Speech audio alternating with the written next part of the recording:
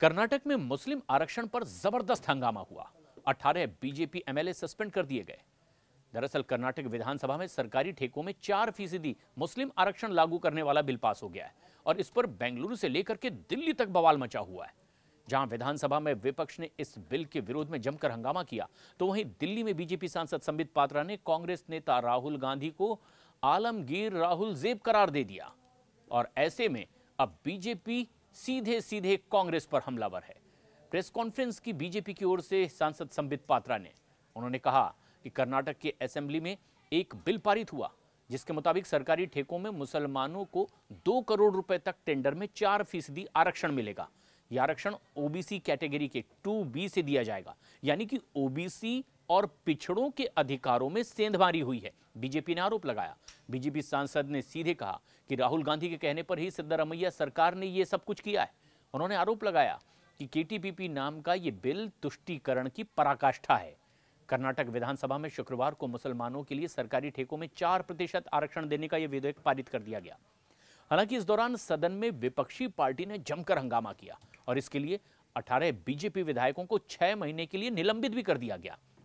तो वहीं केंद्रीय मंत्री प्रहलाद जोशी, जो कर्नाटक से आते हैं, इस विधेयक को असंवैधानिक करार दे रहे हैं। साथ ही साथ इसे कांग्रेस की तुष्टीकरण की राजनीति भी उन्होंने करार किया और जबरदस्त कांग्रेस पर हमला बोला।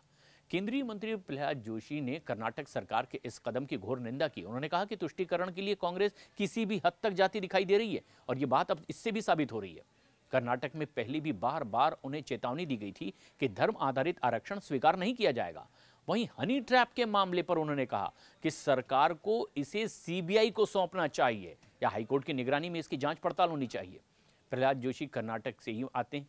केंद्र में मंत्री हनी ट्रैप की कोशिशों के आरोपों पर उन्होंने कहा कि कर्नाटक में एक मंत्री ने कहा कि 48 विधायकों, मंत्रियों और कुछ अधिकारियों को हनी ट्रैप में फंसाया गया है।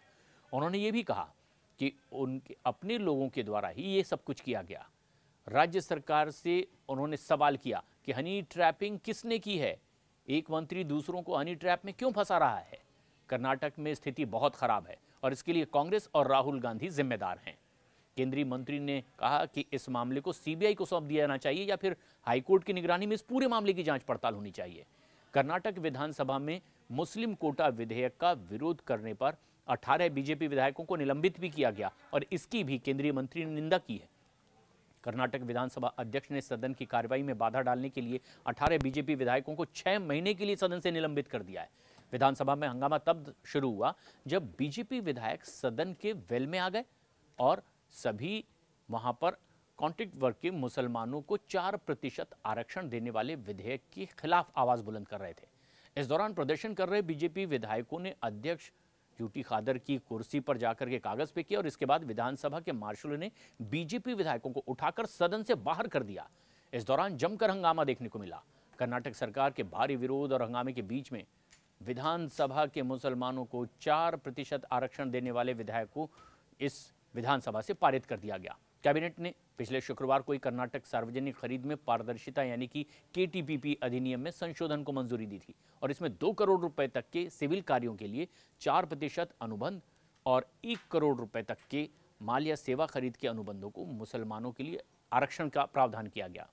मुख्यमंत्री सिद्धरामैया ने 7 मार्च को पेश अपने 2025-2026 के बजट में इसकी घोषणा पहले ही कर दी थी और अब हंगामा जबरदस्त बढ़ रहा है और कर्नाटक से लेकर दिल्ली तक जमकर बवाल हो रहा है।